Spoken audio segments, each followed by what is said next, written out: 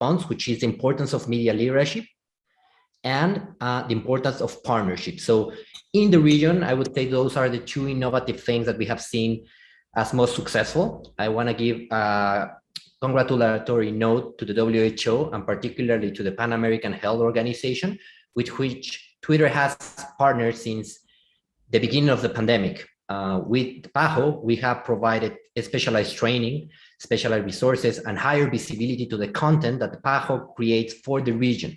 I invite everybody here to go and check the amazing and incredible work that they do on real time on Twitter to address questions that pertain to COVID, to pertain live interactions with users and health authorities around the world on vaccination and current misinformation leading on the matter.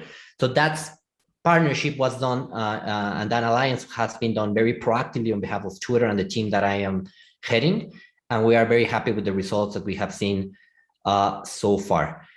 This is very important because we know that people come to Twitter to find reliable information.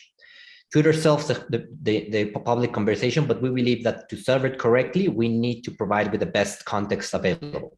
That is why also since the beginning of the pandemic, if you type COVID or any associated word on it on the platform, you would be prompted to a search prompt on Twitter that would immediately redirect you to authoritative sources of information. At the beginning of the pandemic, as the countries of the Latin American region were getting their strategies organized, this prompt immediately leads you to the WHO regional branch. As it started to evolve and authorities get their actions, both in terms of campaigns of vaccination and recommendations, these individual prompts in each region now redirect you to the relevant health ministry, providing you with updates and every type of notch of information for the users to arrive to the right conclusion on vaccination. So that's one of the partnerships and one of the innovative solutions we have seen. Number two, as I said, is media literacy. The only reliable and endurable solution to misinformation is more reliable information. This, as we have gone from a society that was vertically informed and going to a society that gets more information from a horizontal manner, we need to enhance our capacity to not only understand the content online, but also the responsibility that we have when we post content online. In this regard, Twitter has partnered with many organizations to create media literacy playbooks. Among those organizations is UNESCO, who's on the call, but others are, for example, the Organization of the American States, with whom Twitter has done the second now version of the Media Literacy and Safety Guide that provides governments, but really in this matter, everybody interested on media literacy with recommendations on how to read information, but also how to stay safe. And third, but not last, and also responding to the Undersecretary's question on how Twitter has evolved its strategy, it's also about updating our policies on the matter. We on Twitter ask our users what to do exactly about misleading information, and what a majority of them responded us is that they wanted more context more than anything. So on Twitter, we have redefined our policy, and we created a policy around COVID-19, where we indicated, just like a previous speaker, Mr. Mirando said, different strategies to fight misinformation. It cannot only be seen as a binary approach. It's not only about take down or leave or let content, but also about contextualizing it adequately. So on Twitter, when we see information that can lead to offline harm, we would take and particularly as it pertains to COVID-19, we can take a variety of actions. We can either label the tweet that will then limit its spread, but also redirect the user to authoritative sources of content that discredit that information, or even better, provide with factual information on the matter. Or when we believe that that can create immediate harm, we can then move forward with the removal of the content. So those are the three areas of work, Madam Secretary, that we do on, and that we believe it's a good balance. So again, summarizing, partnerships, partnering with reliable sources of content so that they have the predominant voices on the information. Secondly, boosting jointly media literacy efforts so that everybody, not only the providers of information, but most importantly, those that consume the information know how to do it responsibly and adequately. And lastly, updating our policies so that we keep on fighting the challenges that we allow us to help answer the public conversation of the internet. Thank you, Madam Undersecretary. Thank you so much, Rodriguez. Nicola, that's also very interesting to hear. It's similar to Facebook, the measures that you're taking and continuously updating your policies to label or remove. I also note that you had an initiative that was very similar to our Pause campaign, which is to create a new behavioral social norm in people's head: take care before you share. That if you try to share an article that you haven't read, you get a little pop-up from Twitter that says, you really want to share that, you haven't read it. So I do think that these little things do help with media literacy. I do like also that you emphasized, because putting the onus all on those who consume is definitely not enough. Those who actually publish the content need to also understand the implications. So that is important. A lot to do, and I think we're all looking to the platforms to continuously work to make sure that your platforms are spaces that are for the public good, especially when we're in situations where information can cause so much harm. Thank you very much. I'd now like to go to the Executive Chair of the Global Partnerships Digital Advisory Board, Mr. Pudefat. If you could also just start by explaining what the Global Partnerships Digital Advisory Board is first, and then in considering solutions to disinformation, it is certainly important, as we heard, to ensure the protection of human rights, such as freedom of expression. We're hearing a lot of calls for greater transparency, but can this lead to other concerns such as privacy? And what safeguards would you propose, and what solutions do you view as effective in respecting human rights? Thank you. Well, firstly, Global Partners Digital is the Secretariat for the Freedom Online Coalition. But I also chair the Internet Watch Foundation, which identifies and works with industry to remove images of children being sexually abused. But in this capacity, I'm a regular consultant with UNESCO on a range of free expression issues. So just to kind of deal with some of the issues, I mean, I think in terms of the response to disinformation and misinformation, the kinds of suites of responses that both Facebook and Twitter have talked about are the ones that clearly we need to look to. I mean, disinformation, if it leads to violence or hatred, can be restricted and can be prohibited under human rights law. But other kinds of disinformation, there's no human rights grounds for prohibiting it. And so pointing to alternative sources, identifying potential disinformation, these are all the right policy approaches. I think the difficulty is when you get down to the reality of it, 1 hour of YouTube videos uploaded every second.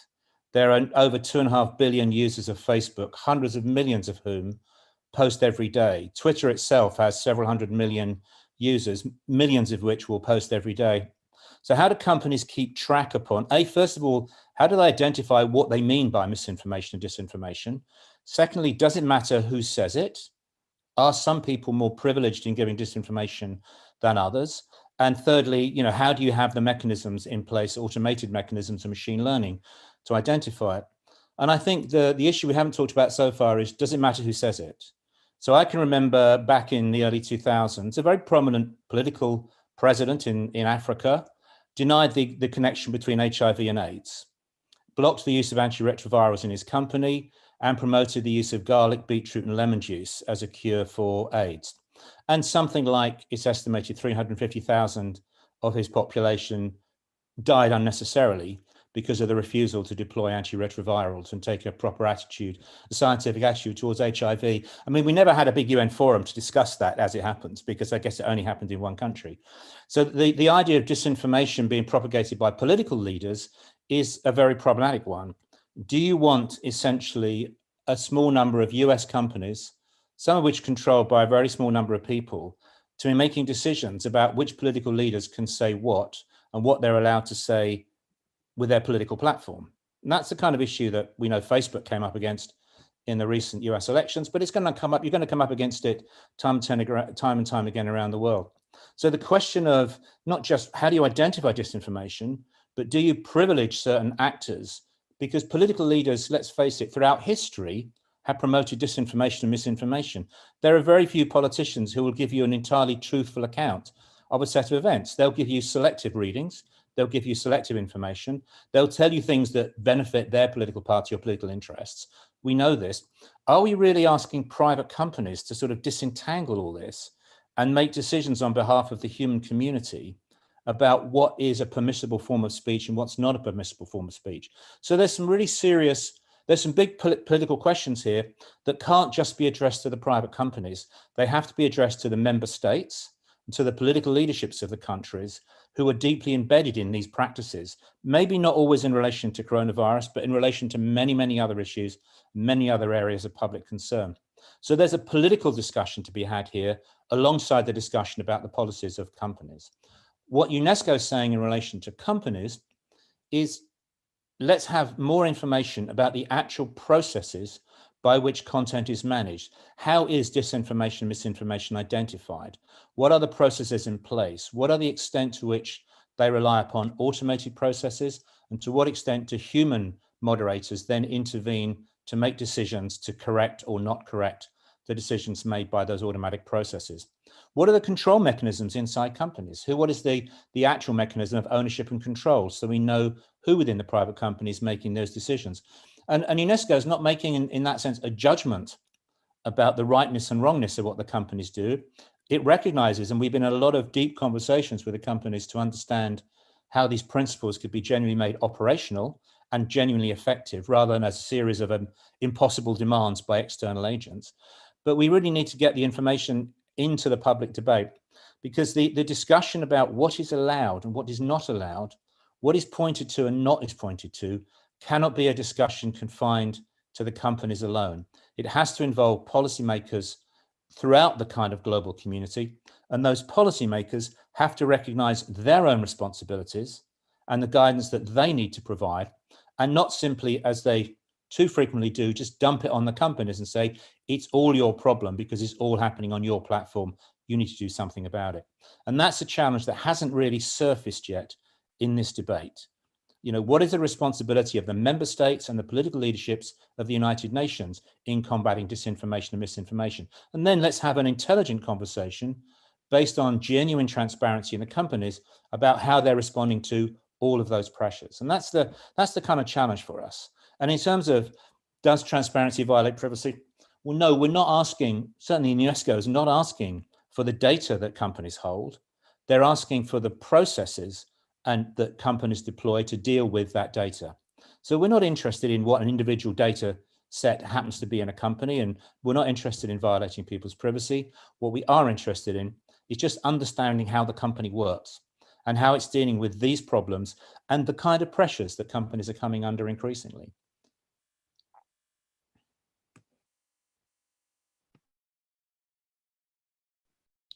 Thank you so much, Andrew.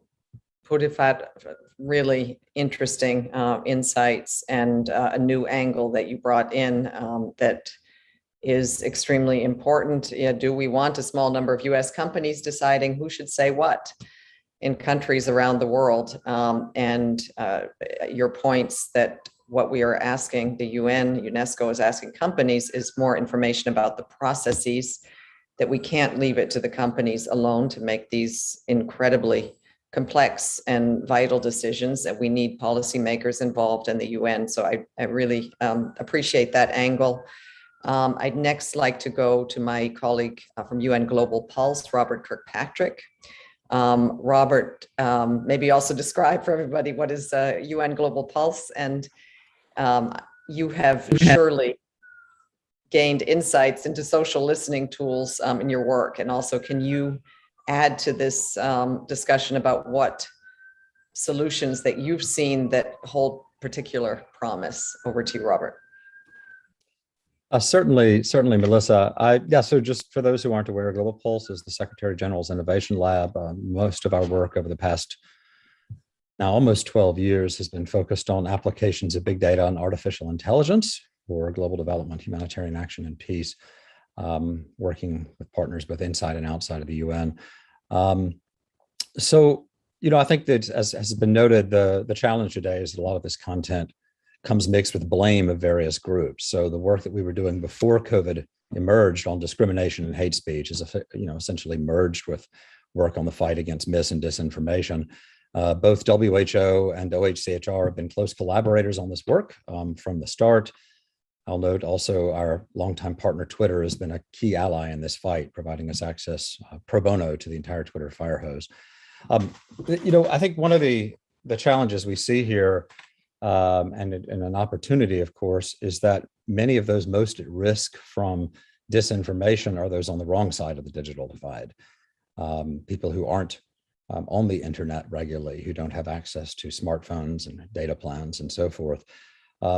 Pretty early on, we took an interest in radio some 7 years ago and talk radio shows and news programs, because these are effectively the social media platforms of, for example, rural Africa and many developing countries around the world.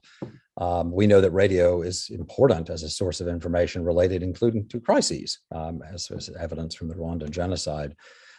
This is public content, what people talk about in radio programs and news shows, fewer privacy issues, though they still exist. But the challenges were that they're in indigenous languages, right? These are languages, for which no existing ability to do computing with those languages, to turn them into written language that could be read and understood by humans and machines exists.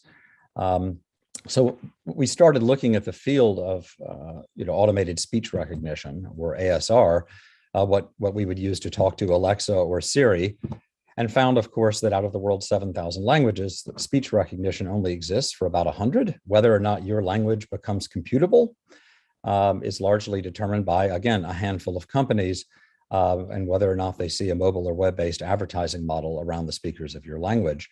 So we started out essentially figuring out the artificial intelligence behind this and building speech recognition for indigenous languages from scratch. We've done this for a number of languages in Uganda, in Somalia, and now Bambara and Masina Fulfulde language in Mali. And this is being used today for tracking COVID-related content, including disinformation.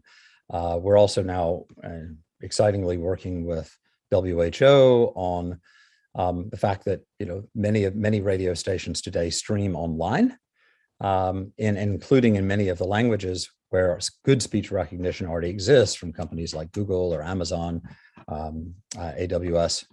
And so we're looking at how we can kind of use this to generate an aggregated real-time picture of what's happening around disinformation. I will note that, as we kind of look to the future, the type of disinformation that has us probably the most worried, if we think about disinformation in the future, is actually that which is known as deep fakes. You're probably familiar with this concept. This is about using AI to create images or what appears to be quite real video that looks completely plausible and yet is completely fake. This stuff is particularly dangerous as a form of disinformation, because people, when they see what looks like a real video, they respond and they perceive it and respond at the gut level. Its perceived veracity is significantly higher. We think that it's going to be incredibly important in the future to look at ways we can stop this kind of information by being able to rapidly discredit information or verify information online, including deepfake content. It comes unhelpfully at a time when credibility in public institutions is not as strong as it might be in terms of the authorities speaking in about what is and is not real.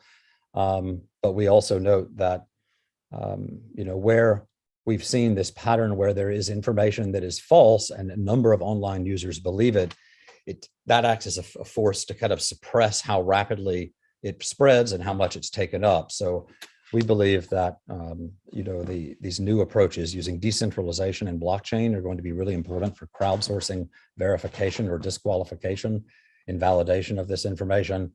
And again, the role of independent journalism is going to be important here. Just as a final point, there's a lot at stake here with deep fakes, because if we cannot figure out a way to discern what is real and what is not online, one of the implications is that eventually all digital evidence will become inadmissible as evidence in court. And that creates a real problem for the application of the rule of law and the protection of human rights in the digital sphere. Thanks so much.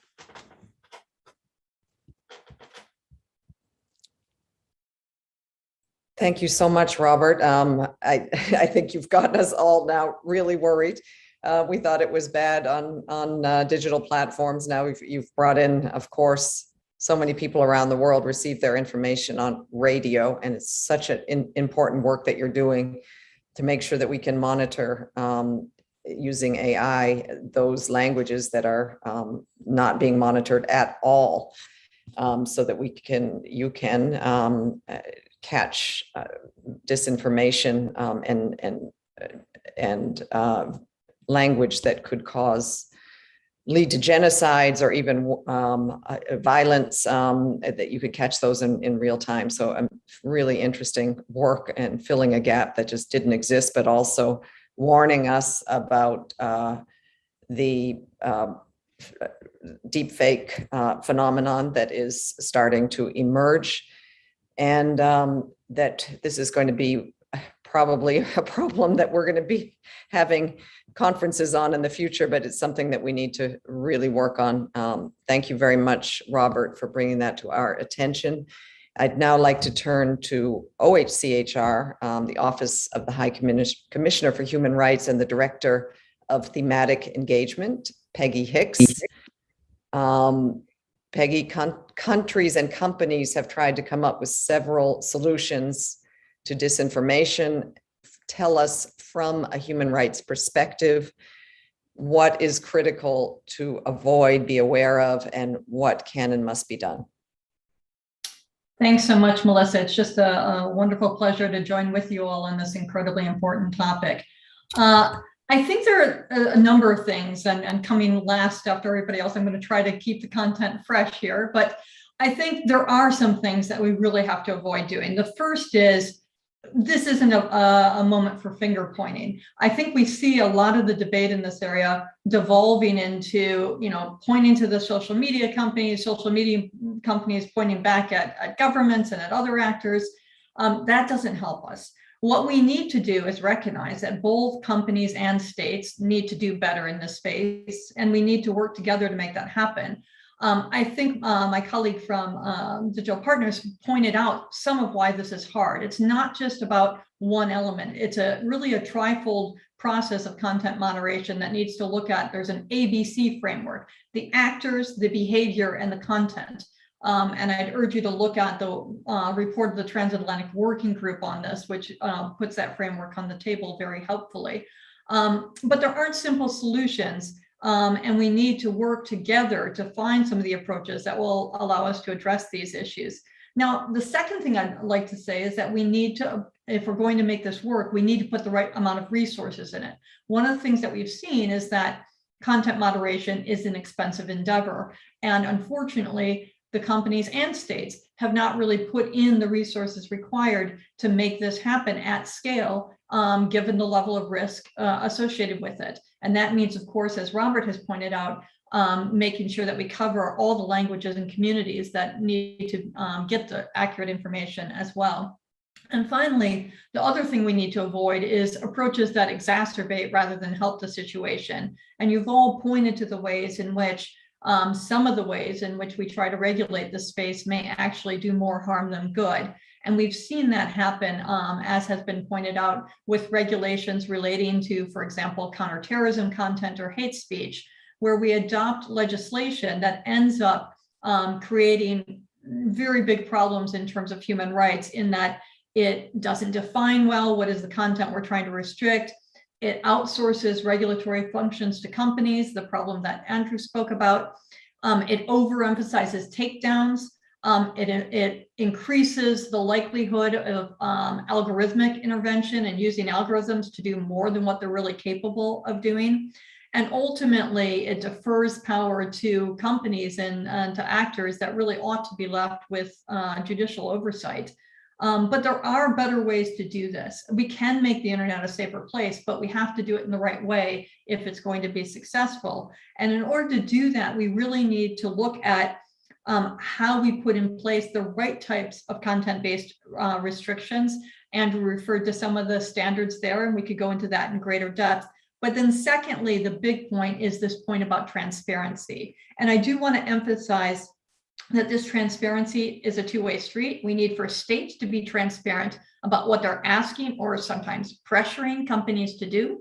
And we also need companies to be much more transparent in a variety of ways. We've seen, of course, recently reports about faulty data being shared by Facebook and internal research that wasn't available. These are problems that are really just the starting point. Andrew Pudafat also mentioned YouTube. Nobody talks about YouTube that much, but in fact, that content and the content moderation processes around those videos is even more complex than the content moderation that our friends at Facebook and Twitter are dealing with. So we need to look at that, but we can only do it effectively if we have the information to do it. So that's why transparency is so important. We need to have that set of information that we can work with to be able to solve these problems in the most effective way. And so that means, for example, companies have started to do transparency reports, but we really need to up the game there. We need potentially to really regulate that and to say we need these things done in a certain way and a certain frequency if they're really going to give us the information we need. We need much more information, and consumers need to know how algorithms are being used for content moderation. And we also need a lot more information to go to researchers who can really help us solve some of these difficult problems that we're facing more effectively. And it's got to be the right research. So transparency is absolutely key. The last thing, or last two things I'd say are, we also want to make sure that we have better remedies in place. We need accountability for what happens when decisions aren't the right ones. That's part of what will make us get the information environment that we want. So we need to put in place better transparency around those issues as well and make better remedies available. And then finally, if we're going to be effective, we really want civil society and their expertise to be part of this conversation. So we've seen processes like the one that's going on in the EU right now, where there's a real opening for civil society to comment on and be involved in processes. But we see parallel processes in some states where that simply doesn't exist. And that is really important because civil society are really, in this case, they can help us stress test what will work and what won't. I hate to say it, but they are really the canaries in the coal mine here. They feel the impacts of when we go wrong on this much more quickly than the rest of us. And what they see is that if we're doing it wrong, they will see that contracting of civic space, that not only are we getting rid of disinformation, but we're closing space for dissent or criticism or protest. So we really need to engage civil society if we're going to get this right. Thanks.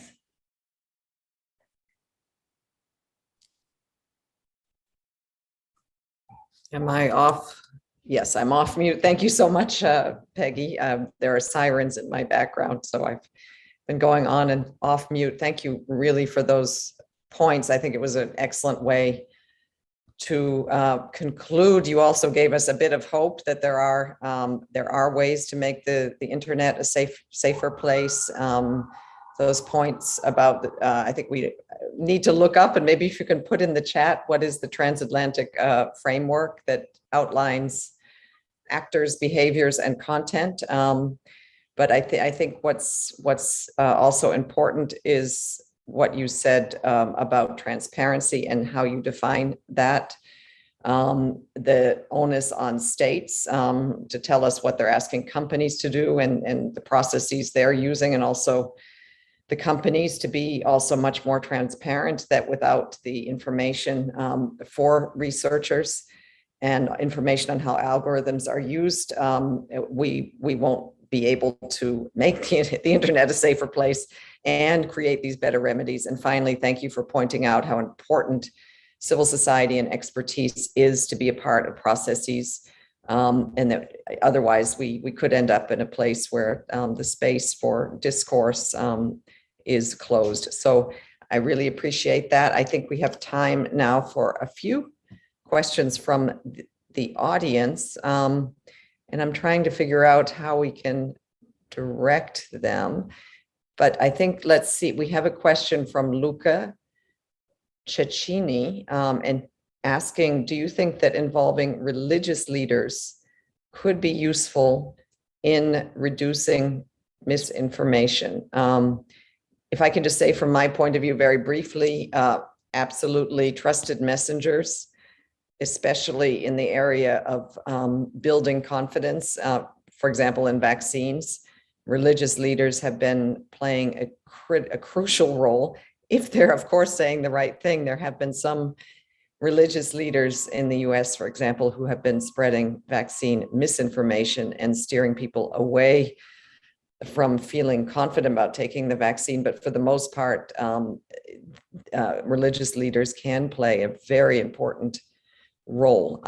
I wonder if anyone, I don't know if we have our hand, if any of the panelists want to add to this, can you just raise your hand physically to add a comment?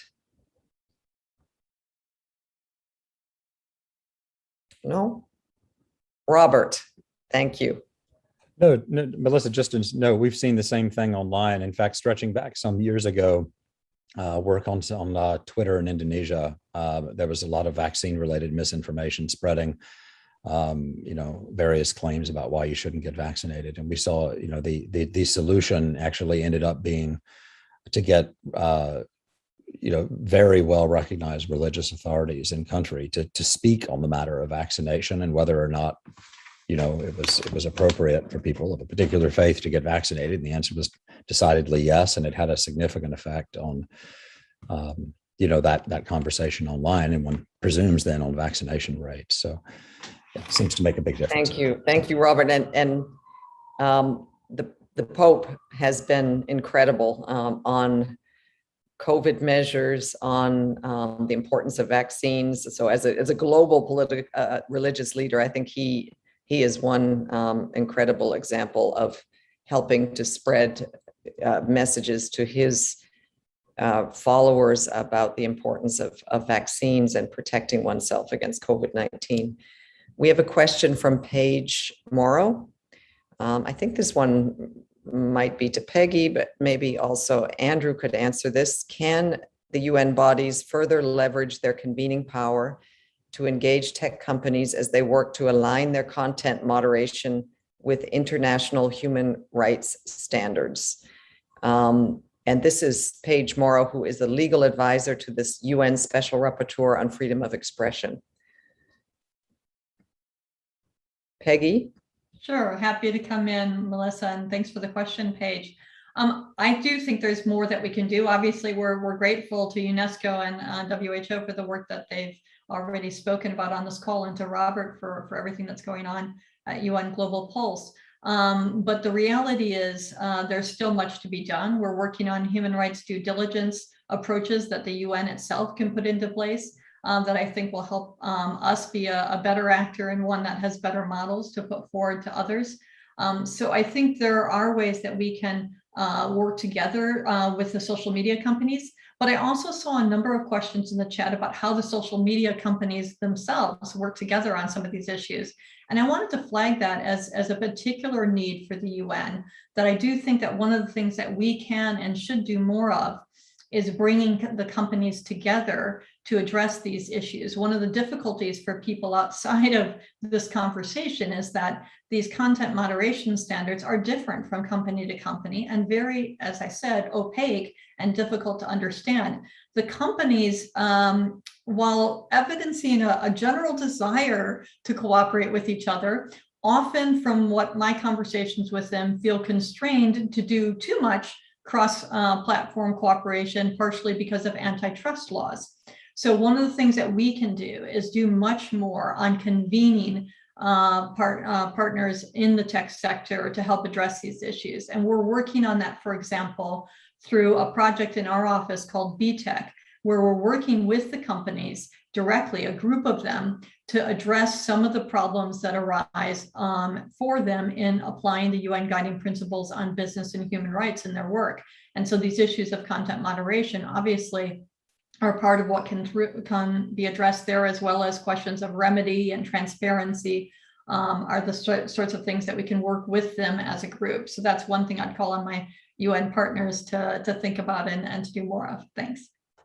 Thanks very much, Peggy, for that suggestion. It's kind of ironic that the UN would be the convener for the tech companies. But anyway, very good. Glad you already have that underway. I'm going to bring in Andrew and then Julie. Thanks. Yeah, no, I think there would be some value in bringing tech companies together. I think we need to go a little bit beyond just the traditional companies who are represented on calls like this. There's a vast industry of content platform and providers. And some of the most egregious material is found on people who are never part of these conversations. I mean, you never see 4chan, 8chan involved in these conversations. If you're looking at child abuse material, the problem's not really on Twitter or Facebook. It's on a small number of image hosting companies based in the Netherlands, which is the major hosting for child abuse content, exploiting the Dutch government's commitment to providing hubs of connectivity.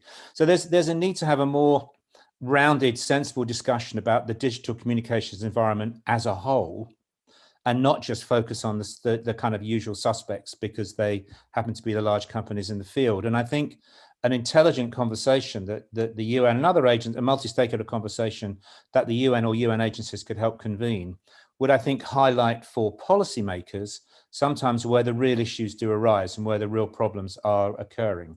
And there might be less focus on some of this unhelpful backwards and forwards between a small number of policymakers and a small number of companies. I think there's a much broader picture that I think we need to take into account. Excellent. Thank you. Thank you very much for taking note of where some of the most egregious content is found, and the need to bring those actors in to inspire them to be part of the public good of information. I wonder, my colleagues are telling me, and I'm sorry if I was amiss, that the minister from Pakistan did rejoin the group. I wonder if he is there now. Perhaps. Hi, Madam Moderator. Yes. Hello, Melissa. Oh. Minister has joined, but I think you missed us. So I am able to speak on his behalf. That would be wonderful. I think that would be great, a great way to conclude. So okay. It's very much last but not least, please, our apologies to the minister. When he didn't appear, then we just went on, and I didn't realize he was back, but we're very happy to hear from your perspective. Please introduce yourself and speak to us. Okay, thank you. Hello, everybody, Madam Moderator, ladies and gentlemen. I'm Press Consular, Pakistan Mission to the United Nations, Dr. Mariam Sheikh, and I'm speaking on behalf of my Information Minister, Mr. Fawad Chaudhry, to participate in this very important event, co-hosted by a number of United Nations entities. And I read, the COVID-19 pandemic is the greatest crisis faced by the world since the Second World War. In addition to the health and financial challenges posed by the pandemic, the world is plagued by the exponential proliferation of disinformation and misinformation, which is exacerbating social discord, nationalism, discrimination, hate speech, stigmatization, racism, xenophobia, Islamophobia, and related intolerances, as well as the dissemination of fake cures and anti-vaccine conspiracies, as you have witnessed. In this digital age, where interconnectedness through the use of information and communication technologies, which we call ICTs, has become the new normal, freedom of expression and opinion and access to information have empowered individuals, communities, and societies. At the same time, we must note with concern that ICTs have enabled pathways for false or manipulated information or disinformation to be created, disseminated, and amplified for political, ideological, or commercial motives at unprecedented scale, speed, and scope. This informatic epidemic has affirmed that freedom of expression is not only a right, but a shared responsibility, as enunciated in Article 19.3 of International Covenant on Civil and Political Rights. It is imperative to establish a balance between freedom of expression and preventing disinformation. This will be possible only once the international community is able to promote transparency and build mechanisms to counter disinformation. In this regard, we thank the Special Rapporteur on the promotion of protection of the rights of freedom of opinion and expression for her report on disinformation and freedom of opinion and expression. She has underscored the urgent need to counter disinformation for the promotion and protection of human rights. Madam Moderator, countering disinformation will require sustained efforts. To promote at national and international level this objective, I would like to share following suggestions on behalf of Pakistan. First, responses to the spread of disinformation must be grounded in international human rights law, including the principle of lawfulness, legitimacy, necessity, and proportionality. Second, journalists, civil society organizations, political and religious leaders, and academia, they can play a crucial role in creating awareness of the need for the responsible exercise of the right to freedom of expression and highlight the dangers of disinformation. It is our shared responsibility to pause before we share any information, as you have also propagated in your campaign, which may be actually disinformation and would lead the infringement of the rights of others. Third, social media companies, they should review their business models and ensure that their business operations, data collection, and data processing practices are compliant with international human rights standards. They should not allow their platforms to be used for spreading disinformation, which leads to discrimination, incitement to hatred, polarization, and violence. Lastly, international cooperation is required to counter disinformation through the formulation of an international regulatory framework for monitoring and oversight for countering disinformation, which can be online and offline. Madam Moderator, Pakistan is committed to counter disinformation. It has a manifest negative impact on the enjoyment of human rights and fundamental freedoms of all of us.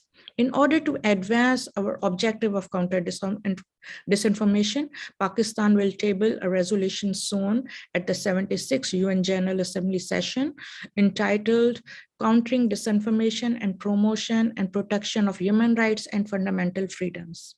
We look forward to the support of all member states for this initiative. The adoption of such a resolution will contribute to promoting transparency and the initiation of a concerned campaign to counter disinformation, build trust, and enhance enjoyment of the right to freedom of expression. I thank you.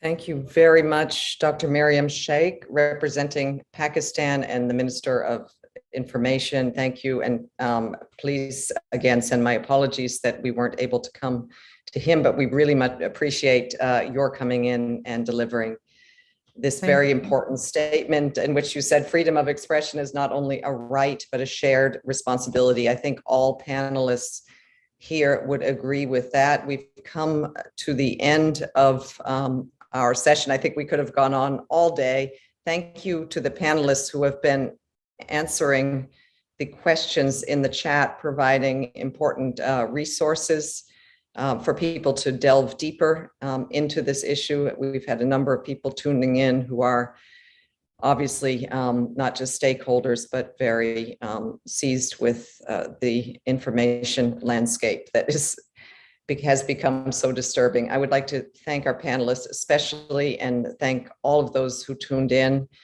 We need collaboration, we need transparency, and hopefully this session today will give us more incentive, and all of us are certainly better informed. Thank you very much. Take care, everyone, and all the best.